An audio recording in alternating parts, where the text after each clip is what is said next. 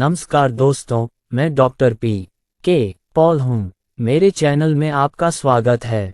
आइए अलग तरह से सोचें और अपना जीवन बदलें। तो दोस्तों, हम बहुत बड़ा बनना चाहते हैं लेकिन बहुत बड़ा बनने के लिए हमें अपनी निरंतरता के साथ काम करना होगा। लेकिन क्या हम वास्तव में इस तरह काम कर सकते हैं? किसी भी काम को शुरू करने से पहले मुझे आवाज़ पसंद नहीं है, मुझे दिमाग पसंद नहीं है। बहुत सारी आवाज़ें हैं, बहुत सारे शब्द हैं, मैं उनके बारे में सोच भी नहीं सकता। इसलिए रुको, आज नहीं, मैं कल से करूँगा। और ये कल कभी नहीं आएगा। हमें अपने सपने पूरे करने हैं और एक समय के बाद हम बड़े सपने भी नहीं देख पाएंगे।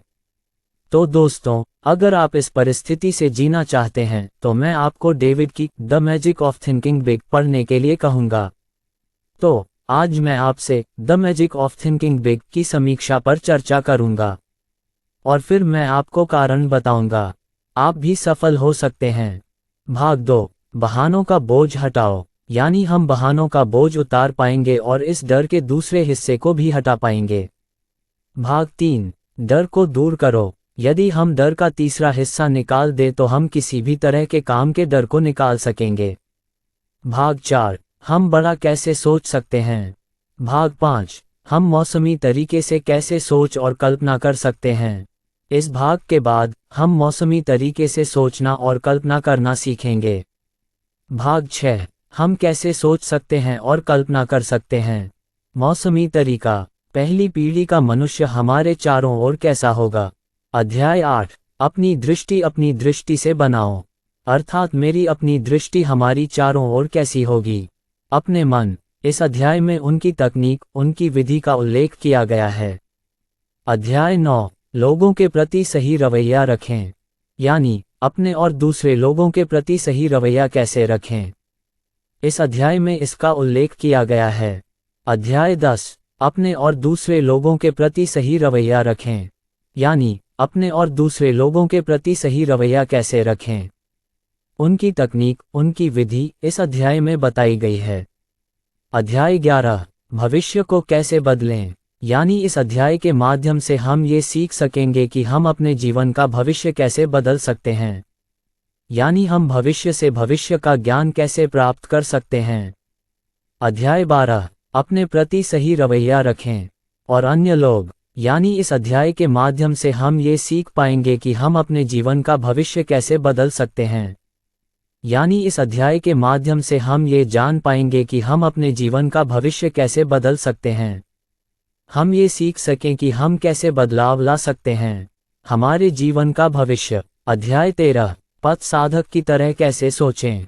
अर्थात इस अध्याय के माध्यम से हम एक पथ साधक की तरह सोचने में सक्षम होना। इस अध्याय को पढ़ने के बाद मुझे समझ में आया कि पथ साधक को जानना बहुत जरूरी है। चलो शुरू करो। अगर हम अपने आसपास देखें तो हमें ऐसे कई लोग दिखेंगे जो किसी भी तरह से किसी भी काम में बहाने बनाते रहते हैं। दरअसल ये लोग नशे के आदी हैं, एक इंसानी बीमारी जिसे एक्सक्यूसिटिस कहते हैं, जिसका मतलब है बहाने बनाने की बीमारी।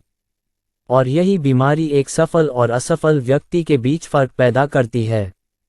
जहां एक असफल व्यक्ति के पास एक सूची होती है तरह तरह के बहाने बनाकर, एक सफल व्यक्ति सब कुछ एक ही स्थिति में है, वह हर चीज की जिम्मेदारी लेता है। एल्बर्ट एडिसन के पास कोई औपचारिक शिक्षा नहीं थी। शिक्षा की डिग्री, यह उसका एक बहाना हो सकता था। सफलता, अब्राहम लिंकन एक हो सकते थे। अपनी गरीबी का बहाना बना लिया। आपको ऐसे कई उदाहरण मिलेंगे। आप चाहें तो बहुत से बहाने बना सकते हैं, लेकिन उन्होंने ऐसा नहीं किया। उन्होंने जिम्मेदारी दी और सफल हुए। ये बहानेबाजी एक ऐसी बीमारी है जो हमेशा लोगों को परेशान करती है, किसी भी अन्य बीमारी की तरह बढ़ रही है। यदि इसका उचित उपचार न किया जाए तो किसी भी समय, मुश्किल समय में, अगर कोई बहाना बनाया जाए, अपने आप को कोई भी कार्रवाई करने से बचाएं। जैसे उसका शरीर अच्छा नहीं है, वह नहीं है, वह शिक्षित नहीं है, उसकी तबीयत ठीक नहीं है, उसके माता पिता बीमार हैं, उसके प्रति वफादार नहीं, तब उसका मन कोई भी चयन नहीं करता, तर्क करता है और हमेशा उस तर्क का उपयोग करता है खुद को और सबको समझने के लिए। अन्यथा वह जीवन में आगे क्यों नहीं बढ़ सकता।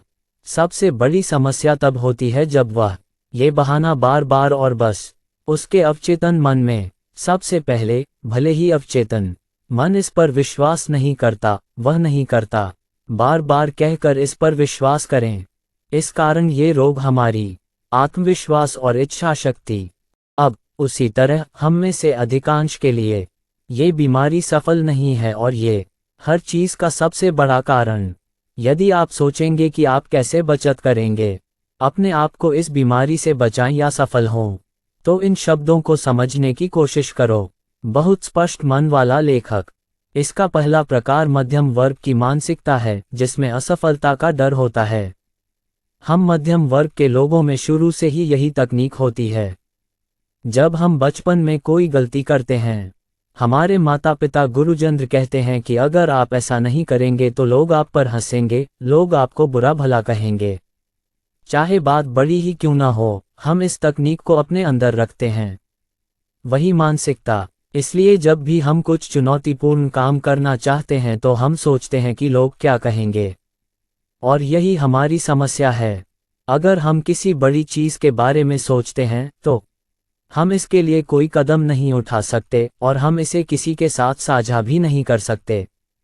फिर हम सोचते हैं कि लोग क्या कहेंगे, लोग क्या हंसेंगे वगैरह।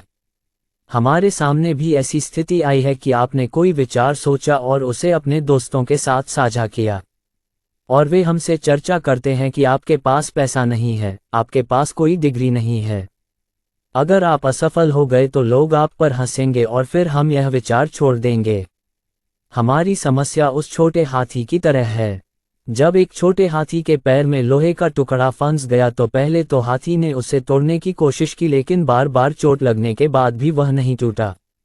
फिर भी वह लोहे को नहीं तोड़ सका, क्योंकि उसके पास ताकत नहीं थी। अभी वह इसी सोच के साथ बड़ा हो रहा है कि वह इसे कभी नहीं तोड़ेगा, लेकिन जब वह बड़ा होगा तो चाहे तो इसे आसानी से तोड़ सकता है, लेकिन वह कभी भी इसे तोड़ने की कोशिश नहीं करता। लौह चक्र एक लंबी कहानी है।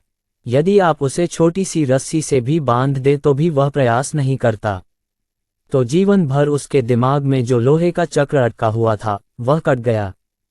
तो हमारे दिमाग में जो लौह चक्र फंसा हुआ है, जो वास्तव में बहुत नर्म है, आपको अपनी असली शक्ति बाहर लाने के लिए उसे तोड़ना होगा।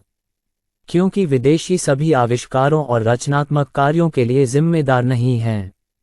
हम भी वह कर सकते हैं। कार्य करना ही भय के भय का इलाज है। यह असफलता के डर का इलाज है। जब भी हमारे पास कोई विचार आता है तो हमें उसके बारे में ज़्यादा चिंता करने या उसे अलग अलग लोगों को बताने में अपना समय बर्बाद करने की ज़रूरत नहीं होती। आप क्या कर सकते हैं, वे आपको नहीं बता सकते। क्यों नहीं? वे अपने जीवन में कुछ खास नहीं कर सकते। आप उन्हें क्या सलाह देंगे? जो भी करने जा रहे हैं उन्हें संभव कार्रवाई में लाएं। अब इस तरह से आप तोड़ पाएंगे आपके अंदर होने का डर। दूसरा प्रकार जो देखा जा सकता है वह बुरा है। भाग्य। मैं तुम्हें ये बताऊंगा, क्या कोई भाग्य है? वहाँ है, लेकिन क्या हम इस पर विश्वास कर सकते हैं? मैं नहीं कहूँगा। आपका भाग्य आपको कोई भी अवसर दे सकता है, लेकिन अगर आप इसके लिए तैयार नहीं हैं तो आप इसका फ़ायदा कभी नहीं उठा पाएंगे। लेकिन अगर आपकी किस्मत आपको साथ नहीं देती, अगर आपको समर्थन की ज़रूरत है, तो यह आज ही आपके पास आएगा। आपको बस इसके लिए तैयार रहना है और इसकी तलाश करनी है। जैसे सड़क पर पड़ा एक सूखा पत्ता। वह व्यक्ति जो भाग्य पर भरोसा करता है, जब तूफान या बाढ़ आती है तो आप उड़ सकते हैं, आंधी। लेकिन जो व्यक्ति तैयार है वह एक ऐसे व्यक्ति की तरह है जो चिड़िया, वह जब चाहे उड़ सकता है। उसका भाग्य हमारे नियंत्रण में नहीं है, इसलिए हमें अपनी गलतियों के लिए उसे ही दोषी मानना होगा। तैयारी। जो भी तुम करना चाहो, जो भी आप जो चाहते हैं, वह पहले शुरू होगा। काम के लिए तैयारी कर रहा हूँ, ताकि जब भी आपको मौका मिले वो सिर्फ आपके दरवाजे पर दस्तक दे। फिर तीसरा प्रकार है खुफिया बहाने। हमने ये वाक्य कई बार सुना है कि मुझे चीज़ें आसानी से याद नहीं रहती, मेरा दिमाग बहुत खराब है, इसीलिए मैं ऐसा नहीं कर सकता। ये वास्तव में एक मानव रोग है जिसे बुद्धि बहाने बनाती है। यह अलग अलग लोगों में होता है, लेकिन हमारे बीच बहुत से लोग हैं जो अकेले इस बीमारी से पीड़ित हैं। क्यों नहीं? वह किसी और से यह नहीं कह सकता कि उसका बुद्धि बहुत कम है, लेकिन इसमें हमेशा दो गलतियां होती हैं। मामला एक तो ये कि हम अपने मस्तिष्क को कम आंकते हैं शक्ति, और दूसरा ये कि हम कम आंकते हैं किसी और की दिमागी शक्ति, और इसीलिए हम शॉर्ट सेलिंग कर रहे हैं। हम स्वयं, जो लोग ऐसा सोचते हैं वे देश छोड़ देते हैं। चुनौतीपूर्ण स्थिति, क्योंकि उन्हें लगता है कि ऐसा करना बहुत ही गलत है। बुद्धिमान, लेकिन भविष्य में ये देखा जाएगा कि बहुत कम बुद्धिमान लोग ऐसा करेंगे। काम, हमारे पास जितनी आईक्यू है वह कोई मापदंड नहीं है। मामला, लेकिन हमारे पास 10 की राशि है, ये कैसे होगा? इसका उपयोग कैसे किया जाएगा, यह विचारणीय विषय है। डॉक्टर एडवर्ड टेलर, वह एक प्रसिद्ध वैज्ञानिक थे। उन्होंने कहा कि अगर कोई बच्चा वैज्ञानिक बनना चाहता है तो उसे बहुत ज़्यादा पढ़ाई लिखाई की ज़रूरत नहीं है, बुद्धिमत्ता या बहुत अधिक स्मृति।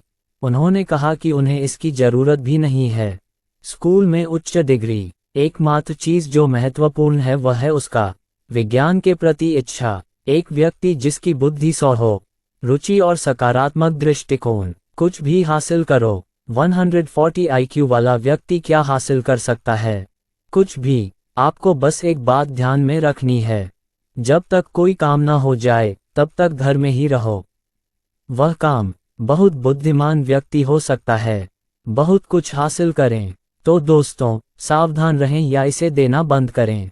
लिखी हुई कहानी, बस भाग्य पर भरोसा मत करो। अपनी बुद्धि पर विश्वास रखें, अपने काम में आश्वस्त रहें, और हमेशा अपने आप से कहो, मैं सर्वश्रेष्ठ हूँ। आज का वीडियो समाप्त।